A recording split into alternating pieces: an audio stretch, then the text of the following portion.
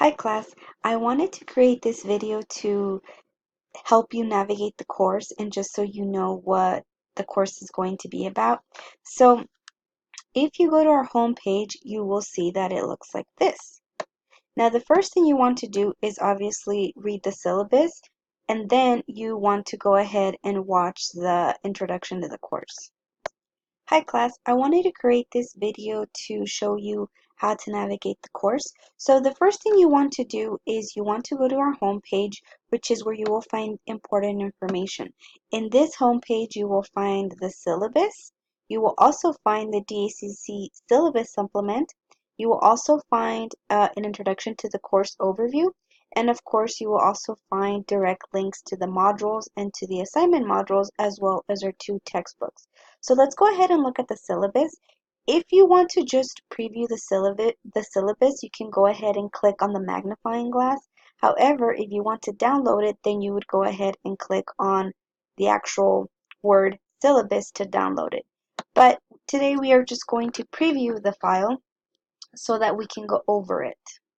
So this is a typical syllabus which discusses course information. So what you want to know are my contact information. So the best way to contact me is through Canvas, but you can also contact me through my .nmsu. My email address is natalie@nmsu.edu.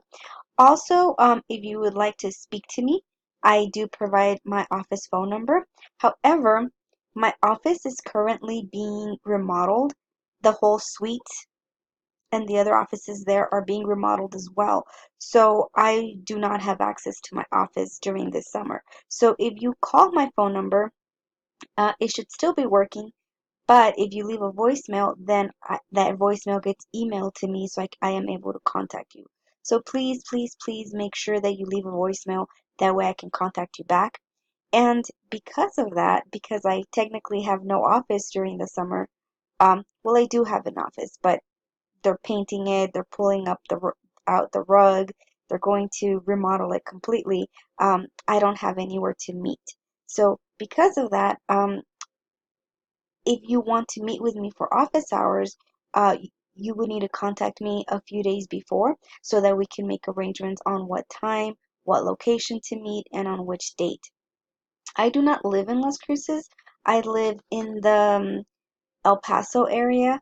So I live on the west side / New Mexico area, so it is about a 45-minute drive for me to get to the Espina campus, and it is about a 50 to an hour drive to get to the East Mesa campus, and it takes me about 25 minutes to get to the Gadsden campus, and about 2 to 3 minutes to get to the Sunland Park campus. So, like I said, if you are interested in meeting, just let me know a few days ahead of time and we can make arrangements and we can go ahead and meet. Okay, so the beginning of the syllabus just covers information about prerequisites and co-requisites. Um, I'm assuming all of you have the necessary scores to be in this class. It also describes some of the course rationale. I do have, again here, I have the two textbooks linked. These textbooks are free and they are available online, so you do not have to spend any money. I also suggest having like a USB flash drive just so you can save your files, but of course that is optional. If you like to use the cloud, then that is great as well. Let's see, course competencies. This class is entirely online, so you do want to make sure that you have access to a computer and you do have access to Wi-Fi. That is very, very important. So here are the assignments that we are going to be doing. Because it is a summer class, we are only doing 2 essays. We're also doing a common exit essay, which is a pass or non-pass. It's basically a pass or fail, and I'll get to that a little bit later. We also have 5 writing exercises, 5 discussion questions, quizzes that are worth up to 55 points, and an APA exam. Attendance and participation is 15 points, and then we also have a portfolio which is 150 points for a total of 660. So in order to pass the class, you obviously have to have a 70 or higher, which is a C or higher, but you also have to make sure that you attend and participate. Obviously, this means, submitting work on time, checking your courses, being active in the discussion post. Uh, you also have to complete and submit most assignments. And also, you have to pass the common exit essay. The common exit essay, if we scroll down, I think if you scroll all the way down, um, it talks about how this is an exit exam. So this is a policy that has been set in place by the department. So every English 111 student has to take the common exit essay, and you basically have 1 week. The topic is assigned by the English department, and you will get this topic, I believe, July 22nd. So you will have that whole week to work on it. If it's a pass, great, you are done with it. You have fulfilled that requirement. If it's not a pass, you have to revise it for your portfolio and submit it with your portfolio as a revised essay. If it's not a pass at that time, then you have to take English 111 again because you have not met the requirements to move on to another class. However, I know it sounds very daunting, but most people pass it because most people are able to revise it the second time successfully. So basically how it works, during the first week that you're working on it, nobody can help you, tutors can't help you, I can't help you, nobody can help you. After you submit it, if it's not a pass, then I can help you, tutors can help you, everybody can help you basically. So like I said, most people pass it the second time if they revise. The only students I've had who don't pass it are people who just never bothered to revise, or people who waited to the last minute and they didn't give themselves enough time to revise. So another component that you need to pass the class is you need to pass an APA exam with a 70 or higher. And again, most classes in your college career are going to require that you cite in some sort of style, and at DACC every major uses APA, so that's why we give you an APA exam. So you want to make sure that you pass that exam with a 70 or higher. So like I said, to pass the course you need to pass the CEE, the APA exam, and you also need to submit a passing portfolio which is worth 150 points. And the portfolio instructions are up under the portfolio module, so you could definitely go ahead and look at that. So let's see. We have 2 essays, um, and this is actually a typo because we don't have the visual analysis essay. Because of the summer, I had to cut that class short. I'm sorry, I had to cut that essay because it was just not feasible to do it. However, all essays should follow APA format, and there are individual instructions for every essay that you can find under the module for each of those essays. We also have 5 writing exercises. The writing exercises are usually typed, or sometimes I provide a handout for you to fill out. Um, so again, if I provide a handout, all you have to do is download that handout, fill it out, and submit it. If I ask you to write something, then you just write it out on a doc file and then you submit it. So usually if I ask you to write something, it's like a page double spaced. So these are due on Sundays. And we only have 5 of them because, again, it's a summer class. We also have 5 discussion questions, and these are weekly. So you want to make sure that you stay active in those, because even if you submit your discussion questions, but if you're not active, then that affects your participation points. So in order to receive full credit, here are some things you must do. So first, your response should be 6 to 10 sentences long, right? And this means that it is well thought out. Well thought out, meaning that you gave it some thought and you provide sufficient detail. Also, you want to make sure that you use proper grammar and punctuation because this is an academic setting. You have to respond to the original post posted by me by Thursday's 11:59 p.m. And this is to ensure that there are enough posts to respond to people, because there are students who are trying to finish their assignment, but they have to wait till other people post so that they can reply to someone, because you do have to reply to 2 people. So in order to not wait till the last minute, the first post should be submitted by Thursdays. Then you have until Saturday to respond to 2 other people.